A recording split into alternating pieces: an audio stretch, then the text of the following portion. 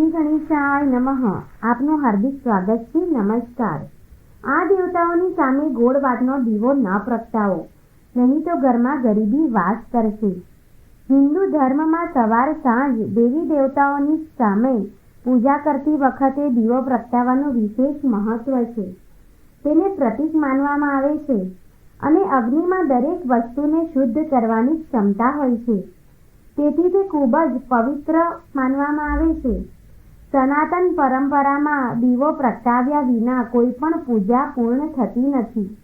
દીવો પ્રગટાવવાથી દેવી દેવતાઓ પ્રસન્ન થાય છે, ઘરમાં સકારાત્મક ઉર્જાનો સંચાર થાય છે અને ઘરમાં સકારાત્મક ઉર્જા હોવાથી સુખ, શાંતિ અને સમૃદ્ધિ બની રહે છે. દેવી દેવતાઓની સામે દીવો પ્રગટાવવા માટે સરસવ કે અન્ય તેલની સાથે કોટનની વાટ પણ બનાવીને પ્રગટાવવામાં આવે છે. સામાન્ય રીતે બે પ્રકારની વાટ હોય છે, એક લાંબી વાટ અને બીજી ગોળ વાટ. બંને વાટને પ્રગટાવવાનું પોતાનું અલગ અલગ મહત્વ છે, પરંતુ મોટાભાગના લોકો અજાણ છે કે ગોળ વાટ અને લાંબી વાટ કયા દેવી દેવતાઓની સામે પ્રગટાવવામાં આવે છે. અને આ વિડીયોમાં આપણે જાણીશું કે ગોળ વાટનો દીવો તે ક્યાં પ્રગટાવવો જોઈએ અને ક્યાં ન પ્રગટાવવો જોઈએ, અને લાંબી વાટનો દીવો ક્યાં પ્રગટાવવો જોઈએ. તે પહેલાં તમને જણાવી દઉં કે હજુ સુધી તમે આ ચેનલને સબસ્ક્રાઇબ ન કર્યું હોય તો સબસ્ક્રાઇબ કરી લેજો અને કમેન્ટ બોક્સમાં તમારા કુળદેવીનું નામ અવશ્ય લખજો. તો ચાલો પહેલાં ગોળ વાટ વિશે વાત કરીએ. તેને ફૂલબાતી પણ કહેવામાં આવે છે. તેનો દીવો પ્રગટાવવાથી ઘરમાં સ્થિરતા આવે છે અને શુભ ફળ પણ મળે છે. પરંતુ ગોળ વાટનો દીવો બધા જ દેવી દેવતાઓની સામે ન પ્રગટાવવો જોઈએ. ચાલો જાણીએ કે ગોળ વાટનો દીવો કયા દેવી દેવતાઓની આગળ પ્રગટાવવો જોઈએ. તો પહેલું છે, શાસ્ત્ર અનુસાર ગોળ વાટનો દીવો ઇન્દ્રદેવ, શિવજી, વિષ્ણુજી અને બ્રહ્માજી બે અન્ય દેવતાઓની મંદિરમાં ગોળ વાટનો દીવો પ્રગટાવવો શુભ કહેવાય છે.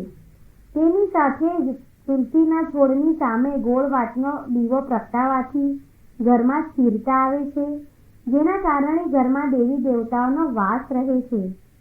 બીજું છે, પીપળ અને વડના ઝાડની પૂજા કરતી વખતે પણ ગોળ વાટનો દીવો કરવો જોઈએ. ભૂલથી પણ આ જગ્યા પર લાંબી વાટનો દીવો ન કરવો જોઈએ. હવે જાણીએ કે ગોળ વાટના દીવા ક્યાં ન પ્રગટાવવા જોઈએ. પહેલું છે, નવરાત્રિ કે લક્ષ્મી પૂજા દરમિયાન ગોળ વાટના દીવા ન પ્રગટાવવા જોઈએ. આમ કરવાથી દેવી લક્ષ્મી વ્યક્તિ પર નારાજ થાય છે અને ઘરની સુખ સમૃદ્ધિ નષ્ટ થાય છે. બીજું છે, પિતૃઓ માટે ફૂલ વાટનો દીવો ક્યારેય ન પ્રગટાવવો જોઈએ. આવું કરવાથી તેઓ નારાજ થાય છે. તેનાથી ઘરમાં દરિદ્રતા પણ આવી શકે છે. તો ચાલો જાણીએ કે શું ગોળ વાટનું શું નુકસાન છે. ધ્યાન રાખો કે ગોળ વાટનો ઉપયોગ કરવાથી પૂર્વજો ક્યારેય ખુશ નથી થતા અને ઘરમાં ગરીબીનો વાસ થવા લાગે છે. તેનાથી ઘરમાં રહેતા સભ્યોની પ્રગતિ પર ખરાબ અસર પડે છે. આથી ઘરમાં પૂર્વજોને પ્રસન્ન કરવા માટે લાંબી વાટથી દીવો પ્રગટાવો. તેમજ નવરાત્રિ અને લક્ષ્મી પૂજા દરમિયાન ગોળ વાટનો ઉપયોગ કરવાથી માતા નારાજ થાય છે અને તેની સુખ સમૃદ્ધિનો નાશ થાય છે. હવે જાણીએ કે લાંબી વાટનો દીવો ક્યાં પ્રગટાવવો જોઈએ. શાસ્ત્ર પ્રમાણે જો તમે લાંબી વાટનો દીવો પ્રગટાવો છો તો આ વાતનું ધ્યાન રાખો કે આ પ્રકારની વાટનો દીવો માં લક્ષ્મીજી, દુર્ગાજીની પૂજામાં, સરસ્વતીની પૂજામાં કે અન્ય દેવી દેવતાઓ અને કુળદેવતાઓની પૂજામાં ઉપયોગ કરવો જોઈએ. દેવી લક્ષ્મીની સામે લાંબી વાટ પ્રગટાવવાથી ધનમાં વધારો થાય છે અને આ વાતને કુળદેવતાની સામે પ્રગટાવવાથી કુળની વૃદ્ધિ થાય છે. લાંબી વાટ પ્રગટાવવાથી ઘરમાં સુખ, સમૃદ્ધિ અને ધન ઐશ્વર્ય વધે છે.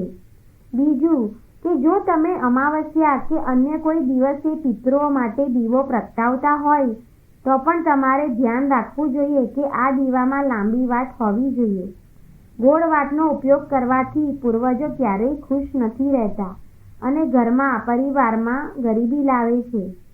તેમની પ્રગતિ અટકી જાય છે. આમ કરવાથી દરેક સભ્યને કોઈને કોઈ સમસ્યાનો સામનો કરવો પડે છે. માટે હંમેશા સાવચેત રહો. પિતૃઓ માટે લાંબી વાટથી દીવો પ્રગટાવો. અને ત્રીજું છે દેવી લક્ષ્મીની પૂજા અને નવરાત્રી દરમિયાન લાંબી વાટનો દીવો કરવો જોઈએ.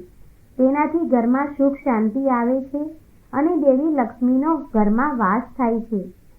ઘરના મંદિરમાં દીવો પ્રગટાવતી વખતે ઘણા ફાયદાઓ જોવા મળે છે, પરંતુ જ્યોતિષ શાસ્ત્રમાં દીવો પ્રગટાવવાના કેટલાક નિયમો છે. સૌથી પહેલાં તો એ વાતનું ધ્યાન રાખો કે પૂજા સ્નાન કર્યા પછી જ કરવી જોઈએ અને નાહ્યા વગર કોઈ દિવસ પૂજા પાઠ ન કરો. અને બીજું છે જ્યોતિષ શાસ્ત્ર અનુસાર દીવો હંમેશા યોગ્ય જગ્યાએ જ પ્રગટાવવો જોઈએ. દીવાને હંમેશા ભગવાનની મૂર્તિની સામે રાખો. ત્રીજું છે જો દીવો ઘીનો હોય તો તેને તમારી ડાબી બાજુ રાખો અને તેલનો દીવો હોય તો તેને તમારી જમણી બાજુ રાખો. ચોથું છે પૂજા સ્થાન પર દીવો પશ્ચિમ દિશામાં ન રાખવો. તે તમારા જીવનમાં આર્થિક સમસ્યાઓ લાવી શકે છે. પાંચમું છે પૂજામાં તૂટેલા દીવાનો ઉપયોગ ક્યારેય ન કરવો જોઈએ. તેનાથી ઘરમાં ગરીબી આવે છે. દરરોજ સાંજે ઘરના મુખ્ય દરવાજા પર દીવો પ્રગટાવવો જોઈએ અને ઘરમાં સકારાત્મક ઉર્જાનો પ્રવેશ થાય છે અને સુખ સમૃદ્ધિનો વાસ રહે છે. જો મિત્રો તમને આ લેખ પસંદ આવ્યો હોય તો આ વિડીયોને લાઈક કરો, તમારા સગા સંબંધીઓ સાથે આ વિડીયોને શેર કરો અને ચેનલને તમે પહેલીવાર જોઈ રહ્યા હોય તો આ ચેનલને સબસ્ક્રાઇબ જરૂર કરો.